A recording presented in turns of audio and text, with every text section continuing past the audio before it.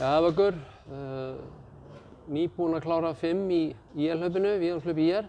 Já. Þú ert ansi duglegur við að mæta í almenningshlaupin. Jú. Hérna, hvernig gekk núna? Allt í lagi. Já. Já. Þú ertu í einhverju formi núna? Nei, í engu formi. Nei. En þú hleypur samt alltaf, Já, maður sér þig alveg reglulega. Já, ég tek þátt í sem flestum hlaupum. Já. Og hef alltaf jafn gaman þó ég sé ekkert á sérstökum tíma í sjálfum sér. Nei, en ég minna það er gleðin í kringum þetta, ekki satt? Jú. Já. Þú ert 73 ára gamall. Já. Og ég man nú bara eftir, ég veit ekki hvað langt aftur. Hvenær byrjar að hlaupa? Það að verða 40 ár síðan. Já. Og þú hefur bara hlaupið nánast án nokkurs hlés. Já. Búinn að taka mikið af maraþonum? 20 eitthvað. Já. Eitthvað eftirminnilegasta maraþon sem þú manst eftir? Það þegar ég náði niður undir 3 í Reykjavík. Já. Já. Ok.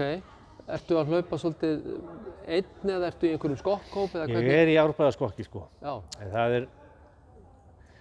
sko þetta mikið yngra fólk sem þar heldur en ég. Já. Og ég svona meira einn. Já. Hvað finnst þér svona eins og hvað það sem að hlaupin gefa þér svona bæði æfingar og svona að mæta í svona almenningshlaup og keppni? Bara útrás og vellíðan. Já. Vellíðan sko. Já. Hvernig finnst þér heilsan svona, hefur þetta ekki góð áhrif á heilsuna hjá þér? Jú, hún er fín.